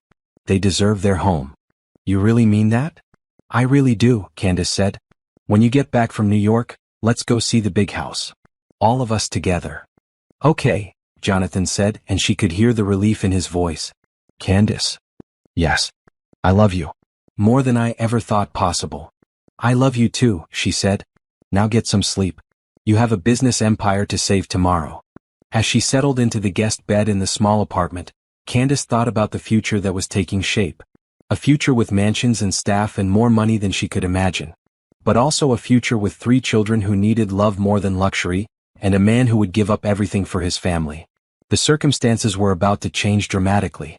But the love, that would remain constant. And in the end, that was all that really mattered. Jonathan's flight landed at 6 p.m. on Sunday, 5 days after he'd left for New York. The merger negotiations had been successful. Pierce Industries was not only safe but positioned for unprecedented growth. But he was exhausted, emotionally drained, and desperate to see his family. When he walked into the apartment, he found Candace in the kitchen making dinner while all 3 children helped. Emma was carefully setting the table, Sophie was stirring something on the stove under close supervision, and Lucas was sitting at the counter chopping vegetables with a child-safe knife. "Daddy!" they all shouted when they saw him, abandoning their tasks to rush into his arms. Jonathan held them close, breathing in their familiar scent and feeling the tension of the past 5 days finally start to leave his body. Over their heads, his eyes met Candace's, and the love he saw there nearly brought him to his knees. "How's my favorite chef?" he asked, still holding the children but speaking to Candace. "Tired but happy," she said with a smile. "We've been having quite an adventure, haven't we, kids? Miss Candace taught me how to make pancakes that look like butterflies," Emma announced proudly. "And she helped me build a fort in the living room for my recovery," Lucas added, gesturing to an elaborate construction of blankets and pillows. "And she braided my hair every single morning just like you do," Sophie said, showing off her neat French braids. Jonathan's throat tightened with emotion. "It sounds like you all took very good care of each other." "We did," Candace said simply. "And they took very good care of me too." After dinner, while the children played in Lucas's blanket fort, Jonathan and Candace sat together on the small couch. He looked different, more relaxed but also somehow more serious, like the weight of the past week had shifted something inside him. "The merger went through," he said without preamble. "I'm so glad," Candace said, taking his hand. "You must be relieved." "I am." "But Candace, sitting in those boardrooms for 5 days, fighting for billions of dollars while you were here taking care of my children. It put things in perspective for me." "What kind of perspective?" Jonathan was quiet for a long moment, choosing his words carefully. "I've been living a lie for weeks now. Not just with you but with myself. I convinced myself that testing you was about protecting the kids, but really, it was about protecting me. I was scared that if you knew who I really was, you'd want the lifestyle more than you wanted us. And now I know that's impossible," he said, looking at her with eyes full of love and gratitude. "The way you dropped everything to stay with them, the way you've loved them without expecting anything in return. Candace, you could have had anyone, any life you wanted. But you chose us, when we had nothing to offer but love." "You have everything to offer," Candace said softly. "You just couldn't see it." Jonathan pulled her closer, resting his forehead against hers. "I want to show you something tomorrow. Will you trust me?" "I trust you," she said without hesitation. The next morning, instead of taking the children to school, Jonathan loaded everyone into his Mercedes. A car Candace now realized probably cost more than most people's houses. "Where are we going, Daddy?" Emma asked from the back seat. "Home," Jonathan said simply. "To our real home." The drive took them out of the city and into the affluent suburbs, where houses grew larger and farther apart. After 20 minutes, they turned through ornate iron gates with a discreet sign that read, "Pierce Estate." Candace's breath caught as they drove up a winding driveway lined with ancient oak trees. The house that came into view was breathtaking. A sprawling Georgian mansion with perfectly manicured grounds, a circular fountain in front, and more windows than she could count. "This is where you live?" she asked, though the answer was obvious. "This is where we live," Jonathan corrected. "Where I hope we'll all live if you'll have us." The children were practically bouncing with excitement as they got out of the car. A woman in her 50s with kind eyes and graying hair appeared at the front door. "Mr. Pierce?" she called out with obvious joy. "And the children? Oh, how I've missed you all." "Mrs. Rodriguez," Jonathan said warmly, "I'd like you to meet Candace Washington. Candace, this is Mrs. Rodriguez, who keeps us all in line." Mrs. Rodriguez immediately enveloped Candace in a motherly hug. "Miss Washington, the children have told me so much about you. they call you their angel. As they walked through the front door, Candace felt like she was entering a different world. The foyer alone was larger than her entire apartment, with marble floors, crystal chandeliers, and a curved staircase that swept upward like something from a fairy tale. "Miss Candace." Emma tugged on her hand. "Come see my art room." The tour that followed was overwhelming. Emma's art room was a sun-filled space with easels, supplies, and built-in storage for her creations. Lucas's room had floor-to-ceiling bookshelves and a reading nook by a large window. Sophie's room was decorated in soft pastels with a canopy bed that looked like something a princess would sleep in. The house had 12 bedrooms, 8 bathrooms, a library that rivaled some public libraries, a home theater, an indoor swimming pool, and grounds that seemed to stretch forever. But what struck Candace most was how much it felt like a home despite its grandeur. Family photos covered every surface, the children's artwork was displayed prominently, and there were toys and books and signs of family life in every room. "It's beautiful," she said honestly as they stood in the main living room, watching the children play with toys they'd left behind weeks ago.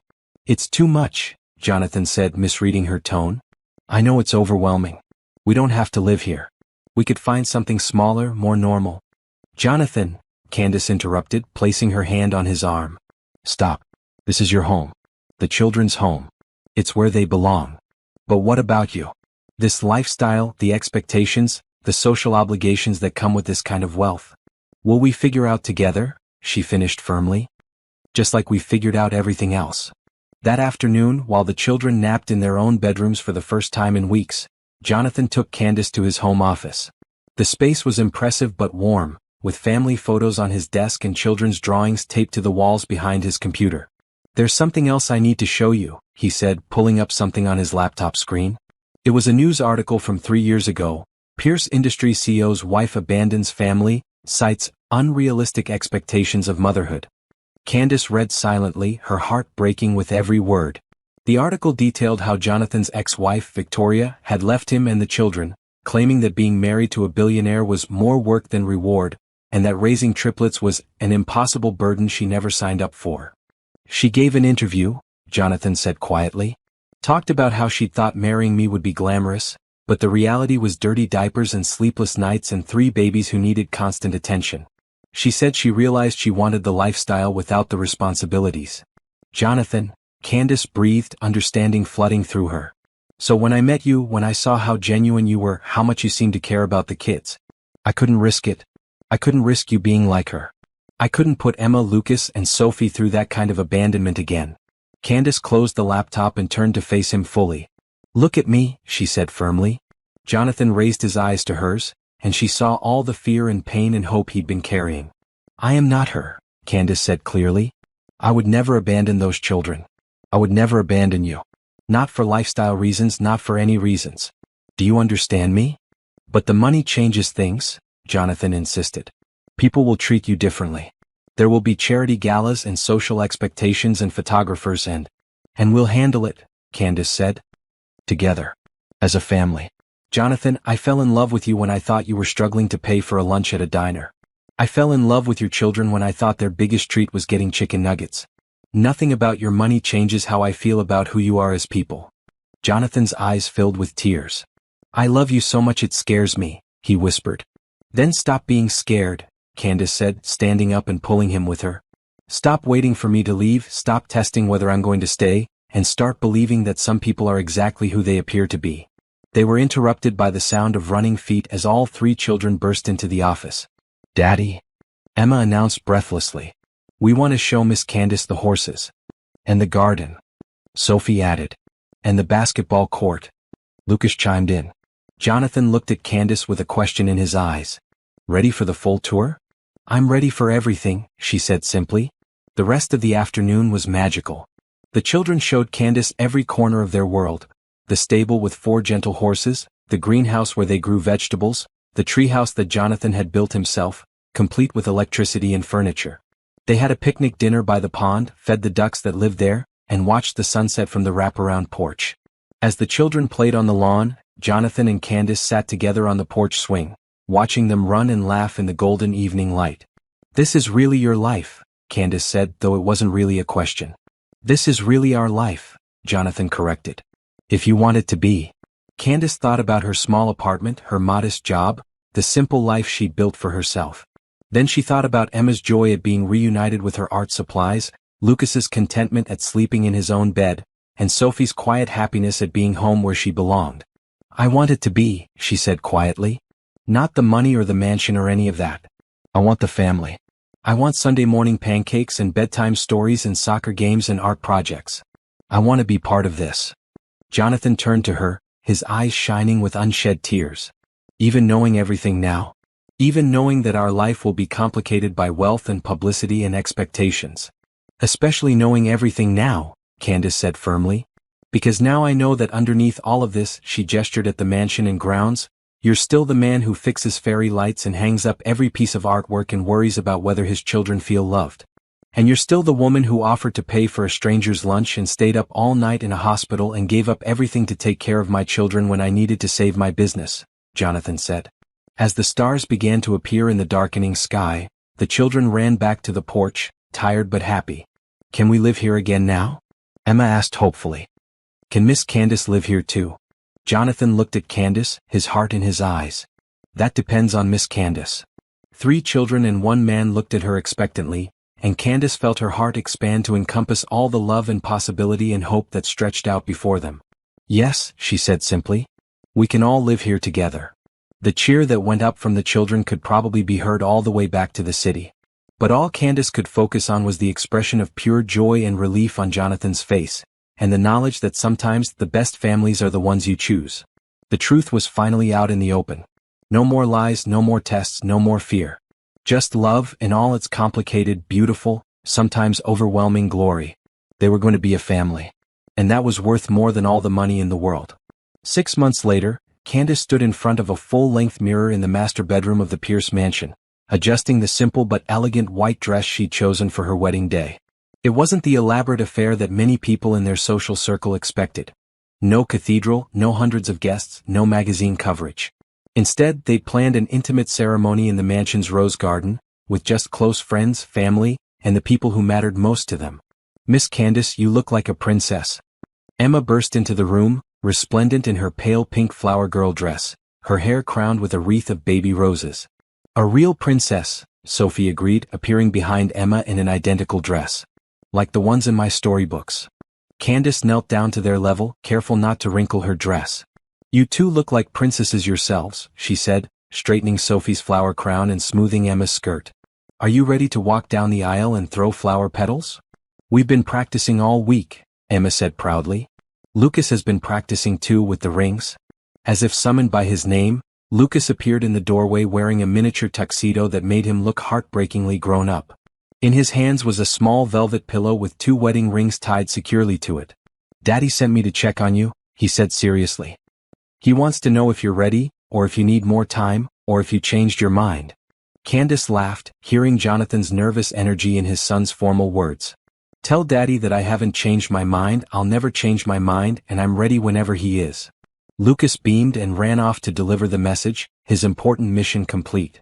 Mrs. Rodriguez appeared in the doorway, her eyes misty with happy tears. "Miss Candace, you look absolutely beautiful. Mr. Jonathan is going to cry when he sees you." "He's been crying on and off all morning," Emma reported matter-of-factly. "Happy tears though. He told us they were happy tears." 20 minutes later, Candace found herself standing at the edge of the rose garden, her arm linked through her father's. The scene before her took her breath away. White chairs were arranged in neat rows on the lawn, filled with the people they loved most. Jonathan's business associates sat next to Candace's co-workers from her old job. Her mother chatted animatedly with Mrs. Rodriguez. Her best friend Rachel, serving as maid of honor, stood beaming at the altar that had been constructed under an arbor of climbing roses. But all of that faded into the background when she saw Jonathan. He stood at the altar in a perfectly tailored black tuxedo, his dark hair slightly mussed by the gentle breeze, his eyes fixed on her with an expression of such love and wonder that it made her knees weak. Beside him, his best man Marcus, his business partner and oldest friend, smiled warmly. As the string quartet began playing, Emma and Sophie walked slowly down the aisle, scattering rose petals with the serious concentration of children given an important job. Behind them, Lucas carried the rings with the solemnity of a young man who understood the significance of the moment. When Candace began her own walk down the aisle, Jonathan's face lit up with pure joy. He wiped his eyes with the back of his hand, not caring who saw him cry, his attention completely focused on the woman walking toward him. The ceremony was simple but perfect. They'd written their own vows, speaking from the heart about the love they'd found in each other and their commitment to building a family together. "Candace," Jonathan said, his voice thick with emotion, "6 months ago I was so afraid of being hurt that I nearly sabotaged the best thing that ever happened to me. You saw through my lies to the man I really was, and somehow, impossibly, you loved him anyway. You loved my children like they were your own before you even knew if we had a future together. You showed me that real love isn't about what we have or what we can give each other. It's about choosing each other, every day no matter what comes." He paused, his voice breaking slightly. "I promise to choose you every day for the rest of my life. I promise to trust you with my heart, my children, and my future.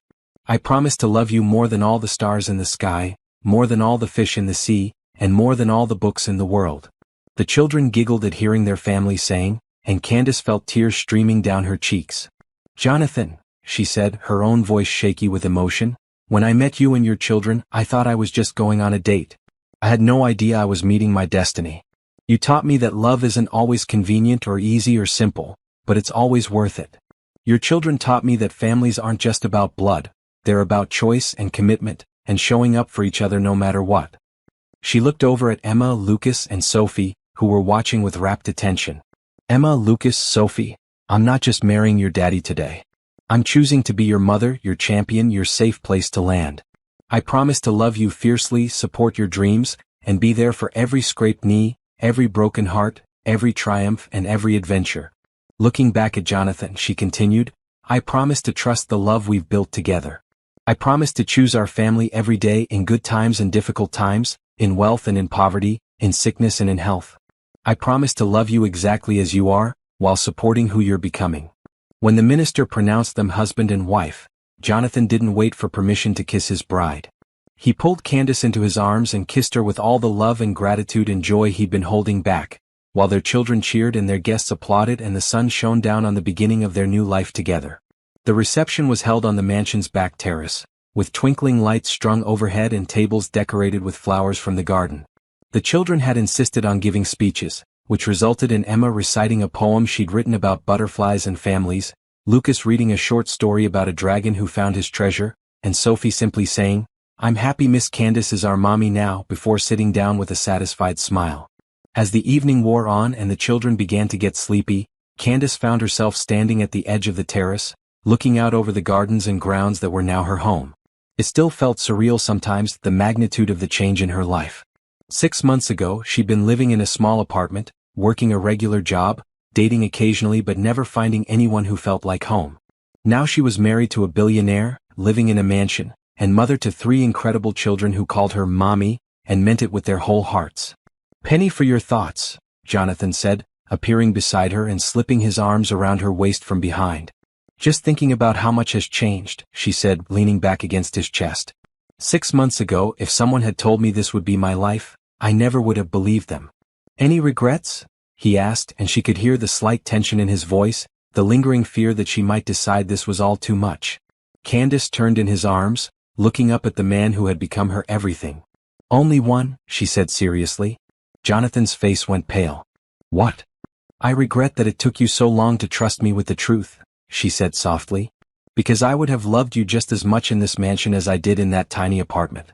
The setting doesn't matter, Jonathan. You matter. The children matter.